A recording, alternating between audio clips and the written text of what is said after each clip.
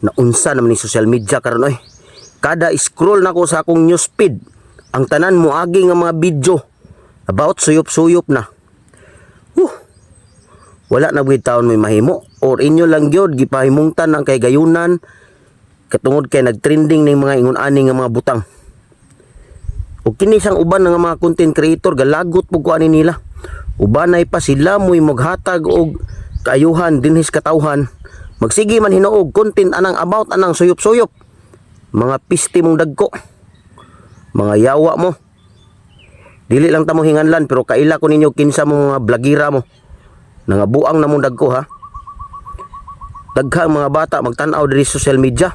Nya mag-content pud mong mga ingonana. Asa naman yung mga utok gibutang niyo sa inyong lubot. Lagot na kay ko ninyo ba ako dili magid na ako content nga mga ingonani tungod kay kining ako pagkatawar mo gani pero galagot ko kay kada scroll nako sa akong Facebook account mauni mangagi nga mga ingon-ani nga mga kuan. Mga inani nga mga content nga mga waisus. Ako pa'y presidente ninyo, butlang ninyo. Pangpadlakan tamangin mo ba? Shout out ninyo ha, kamo mga vlogger mo, kaibaw mo kinsa mo mga vlogger nga akong gitumbok.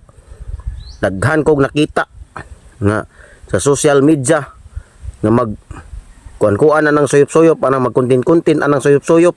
Di mo maikog, daghan kay mga bata gatan-aw dis Facebook. Nya ingon ana inyong content para lang makakwarta mo. Ug kini pong uban nga mga adik-adik nganong i-video pa man gina ninyo inyong suyop-suyop nga pwede ra man mo manuyop og inyo hadi lang ninyo i-social media aron gid daghan mga bata makakita unya daghan mo sulod sa inyo ha. Makalagot kay mo ba?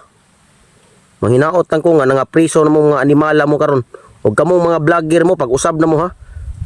Ayaw na mo pag content og mga ingon anak kay daghan kay mga bata nga makakita og moingon ang mga bata nga okay ra na inyong gibuhat. Sus, gusto to mo sa sunod.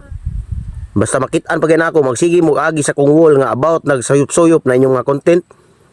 Ipang kuan ko panghinganlan kita mo kinsa mo. Lagot na kay ko ninyo ha.